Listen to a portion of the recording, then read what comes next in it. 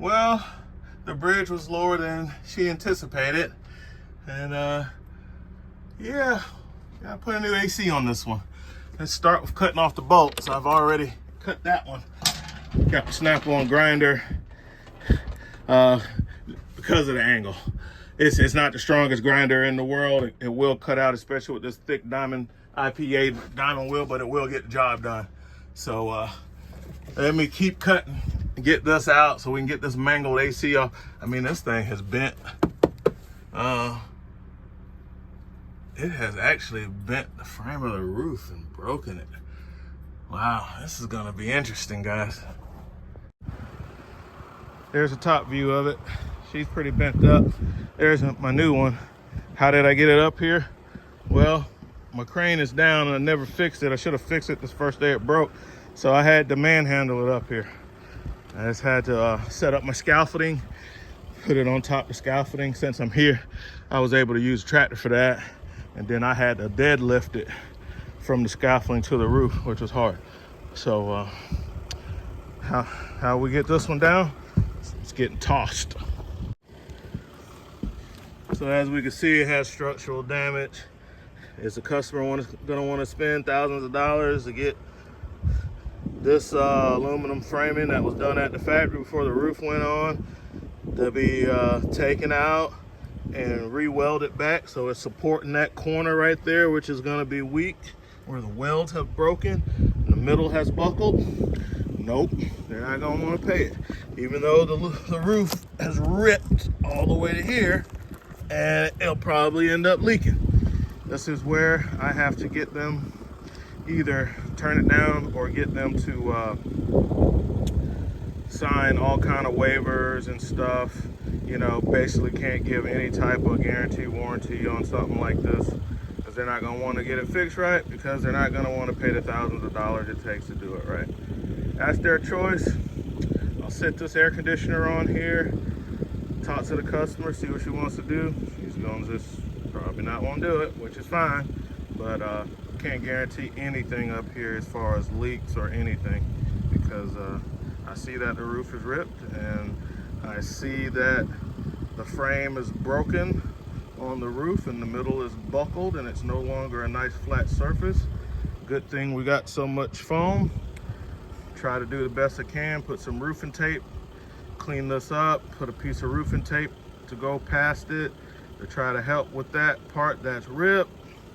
That'd be about the best that I could do without a person wanting to do it the right way and actually get it repaired, which I understand. People don't always have the money to do it the right way. Maybe she'll get it done later. Now, why do I say that? Why do I say that the customer's not going to want to pay to get it fixed right?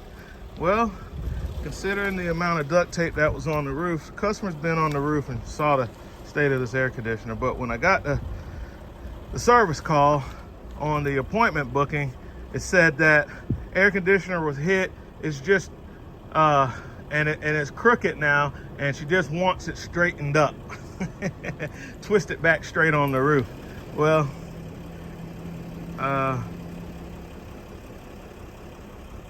no. So that's what I mean. I already knew this. This is supposed to be supporting this. This little Luan is so thin. When I go to try to tighten down on this, it's gonna put pressure on this board, and I got it back flush. It's the most I can go with it. But yeah, so it's gonna be a potential that it will leak on that end. The pressure is not gonna be as good. It's not gonna make as good as a seal around here, and oh, now that that's kind of broken, some of the AC is gonna escape into the plenum, you know, I mean, it is what it is, man. That's customer's choice. I'll get them sign a waiver. All right, guys, so we got another park model working on today, a Jayco variety furnace. It's a 2024, and the furnace is not working. The dealership guys, customer told me they replaced the board in this, so they have taken this apart and put it back together, which is fine. There's a couple things that they missed. So the reason this furnace is not staying lit is because the flame sensor is not sensing the flame, which originally probably isn't anything that they did if they didn't touch the igniter. It's probably the gap isn't set. Unfortunately, when they put this back together, they flatten out the main power feed, which is causing like a little short as soon as that strand of wire touches the frame, because it was sandwiched in between the frame and the case over there. So I had just cut that section of wire out, put a Wago 221 straight connector, and that took care of that. Now on to the issue of it not lighting. So getting my bench set up, you know, I do my bench testing, and wow,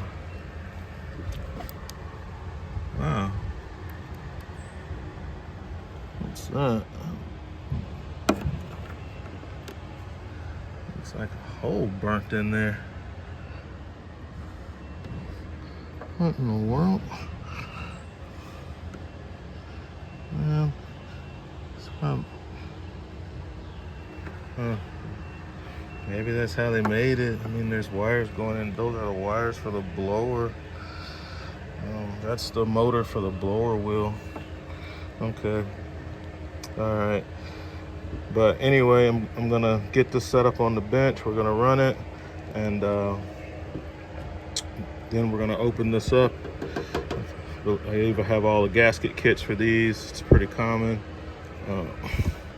I don't think they took all this apart. I think customer said that they just replaced the board. I don't think they went deep into it. So this is probably originally an issue from Dometic with the gap not being set. And so a board's not gonna fix that. You know, this has to get a millivolt signal through the flame after the flame is lit to tell the board that there is a flame there. That's why the igniter doubles as a flame sensor. So let's get this guy opened up, and let's see what we have. All right, so you know I'm using my tried and true setup. This is the first time I'm using the Icon extensions. Let's see how they work, because I was having problems with the extensions coming out while doing this procedure. In particular, I got a Snap-on 12-point, you know, deep,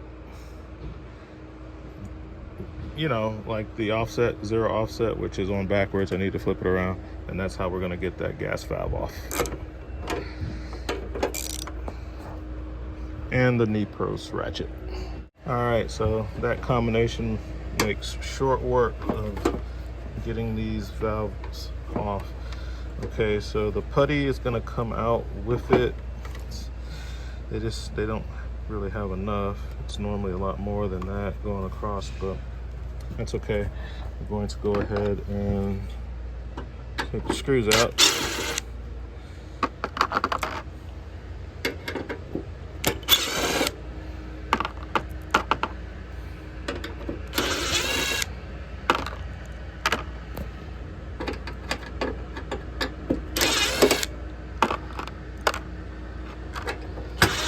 I also noticed that the blank plate was put on backwards on this one, causing a 1/4 inch gap. So even if the furnace did work, a lot of the heat would have been going under the stairs. That plate has to be mounted flush. The plate that I'm talking about is this plate. So when you put this in, has to be like that, but it was installed like this. It can't be like that. The ridge has to go to the outside. It goes like that. So that's an easy fix. It's a little bent up because they had it on the wrong way, so it's putting pressure on it to deform the plate, but it's thin enough material I can get it bent back. Using my Snap-on plate here. Drop one. I got a nice deck. Really nice deck. Love the color that they got on it here.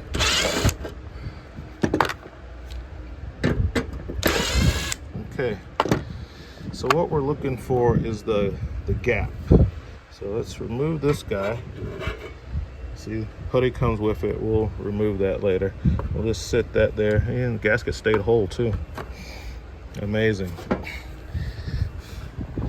So the problem is gonna be with the electrode. That's a little too hard of a bend. This is pulled kind of tight. I've already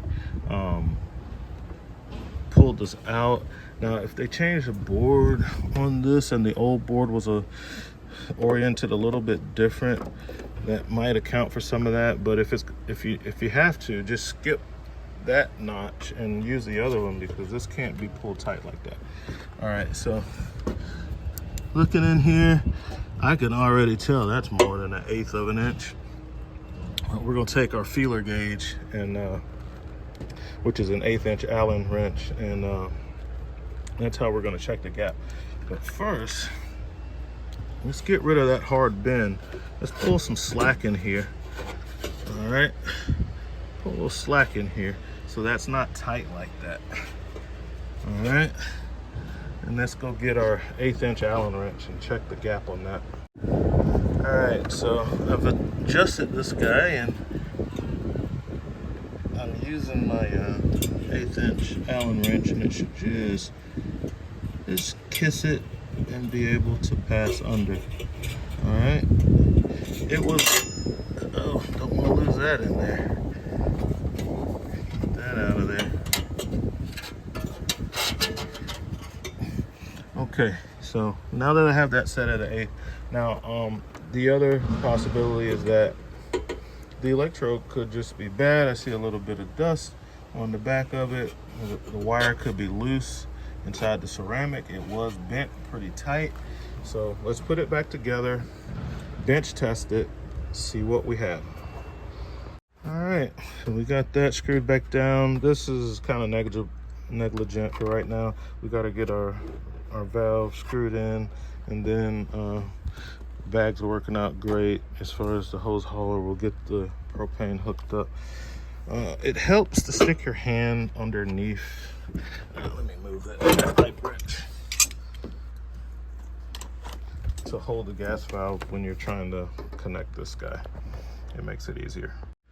All right, so what I'm doing is I just have it standing up so that I can hold pressure here, and I'm hand turning to get this to start. So I started off with my fingers, got it to catch the first half of the thread, and then I switched to my tool. I get a couple turns, and now that I see it's going in well, I'll switch to my ratchet. Okay, so that might be a little easier for you guys, especially if you're not used to doing this, is to turn it on its side so that you can see how I'm pushing on that. You can push on it from the back easily.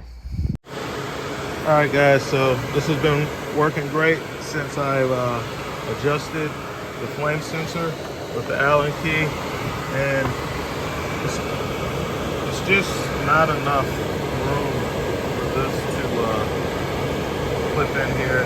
It's just not enough slack. I need to have some slack in here, guys. I can't pull this wire tight.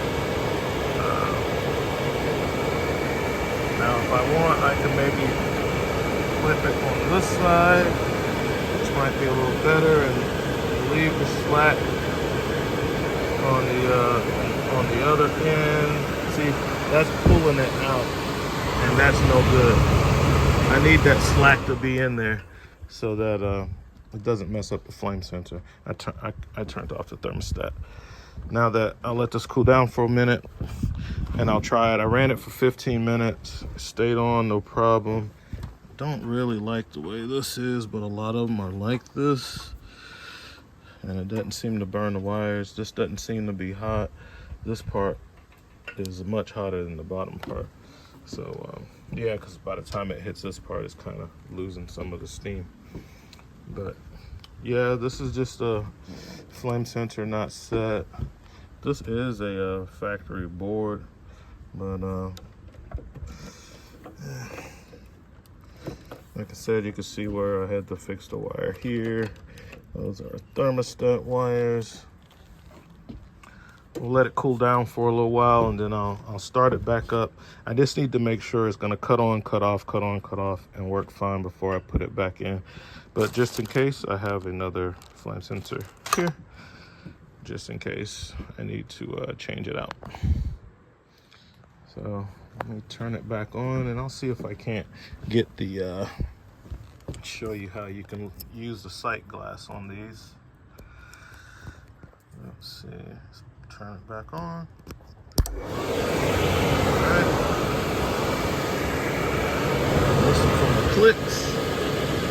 Don't want to get too close to it.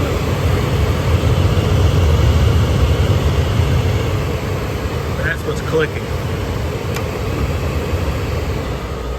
All right, it is lit. Look inside there.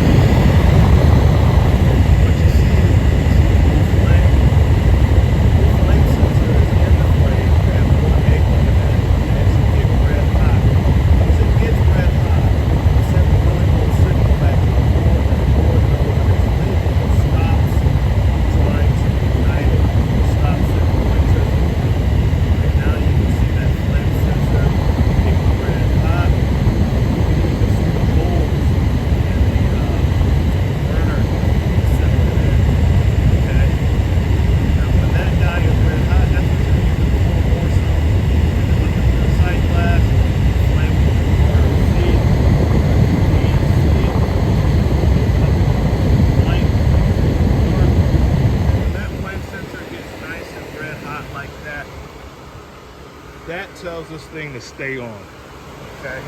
And you can see it from way back here, right? That baby is nice and hot, okay? That's the only way the control board knows that this thing is lit. So I've gone back and tightened up my screws, and I will let this run for probably 5 minutes. Make sure it doesn't turn off, and I'm gonna call this a fix. It's fine, just had a really hard bend in it.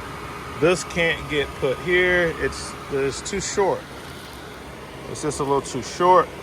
But that's okay. It's gonna go back in the case fine. It's still below the case line, so it's gonna be okay.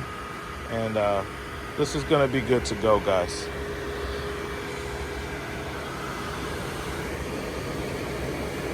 Let that run for the 5 minutes, as long as it doesn't cut off. I'm listening for the click of my gas valve, and I'm looking to see if I lose that glow. As soon as that glow goes away, I know it's toast, it's done. It doesn't have any flame. It's easier to see that glow than it is to see the flame. All right, we're at the end of our time. It is done. It's still lit. I cycled it on and off a couple times. It's running well. That's all it was, guys. So we'll put this back together. Okay, sir, I got my manometer set up. Could you turn the gas back on so I can verify the pressure before I hook this back up?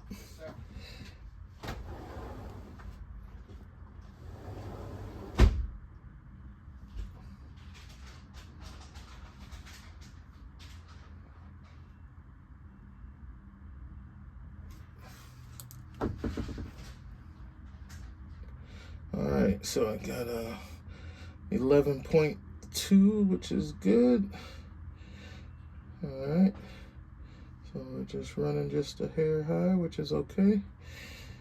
All right. Good to go. All right, and your stove is off, right? Yes. Okay. All right.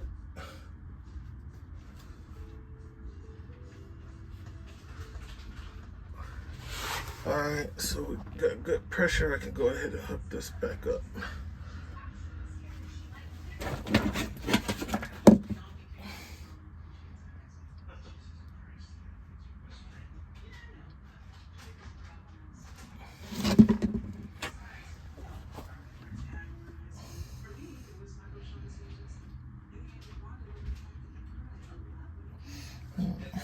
It's acting like it's got a leak somewhere.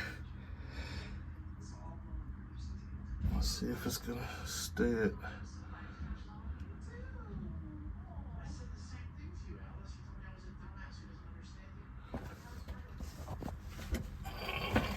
Hit that 50% low for a second. Yeah, it's not. That's low. Actually, should have been closer to 14. Yeah, that's gonna be too low. Yeah. As soon as the stove or something lights, it's gonna. I should have closer to 13 right now. Gotta set the operating pressure on this thing. It needs to go up. So it's not compressing in that corner as I suspected, because it doesn't have the support beam anymore. It's gonna be a much more costly repair, but for now, it'll stop most of the water and she'll get the AC back. But those white tabs are the indicator marks. They should come down to the top of the Luan. This one, it's compressed some, but it's about, and it's not really compressed any right there. And that's the spot where we're gonna have problems with leaks because of that. Only way to fix this is take it to a fabrication shop that does welding and whatnot. Have them cut this box out and redo it, or at least cut that weld, and that one's already, and they'll have to remake this and put it back in. You know, how much will they charge to do that? I don't know. I can't set anybody else's prices. This is a pretty hard hit for it to bend the frame. At least it only bent like this boxing, and it didn't bend the actual 1-inch tube framing. So that's what has to be done. I mean, when you hit it so hard that you're breaking welds, it's a pretty hard hit, and it's gonna take a little more than replacing the air conditioner or just straightening out the air conditioner. Okay, so it is what it is. I gotta call it like I see it. Let me get this wired up, and she wants to pick this up tomorrow. So I finished doing this. It's Lippert. It's like 8 o'clock, and you know, gotta get her done. Replacing the ceiling assembly because, you know, everything got busted up. All right. This is why I always ignore colors. When it comes to thermostat wiring, man, it's however that guy felt that day who hooked it up. So typically your yellow would be compressor, and coming from the thermostat, the yellow is the compressor. But where's the yellow going? The yellow's going to red, and they're using the yellow on the gray, which is low fan. They left green to green, that's high fan. They left blue to blue, that's nice. That's B net, that's B minus, that's your negative. And this is why you never go by colors when you're trying to wire a thermostat or hook up a control panel and thermostat's on the wall. You're taking a thermostat off the wall because you don't know, especially if it's already disconnected. Like this one was all mangled and just got ripped out. Like, bro, you just got to figure it out. And oh, looky there, isn't that nice? The sticker's gone. Now what are you gonna do? Well, it's on the circuit board. Look on the circuit board. You see that? Oh, I got you the wrong way. Sorry about that, guys. So I got my headlight, my snap-on headlights on. And anyway, GL is low fan, GH is high fan, Y is compressor, B is negative, and then the sense, that's your freeze sensor. That's what you gotta do. So you look at that map, and you come back here, and you make that match whatever you have at this thermostat. And thermostat, you know, Coleman got the colors right, but whoever wired this up didn't go with that color, and it didn't matter for them because they knew what they were doing as far as what colors they use, and they just matched it up. So there's no rhyme or reason for that, guys, and there's nothing we can do about that. Just roll with it. So there's a little pro tech tip when you're working with air conditioners and thermostats: match the control box up to the actual thermostat wiring, not this thermostat wiring. See what colors this hits on the supplied wiring, and then you'll be okay. Because it's all different, every camper, because different people do it different ways. So it would be nice if everybody kind of followed but it's not gonna happen, bro.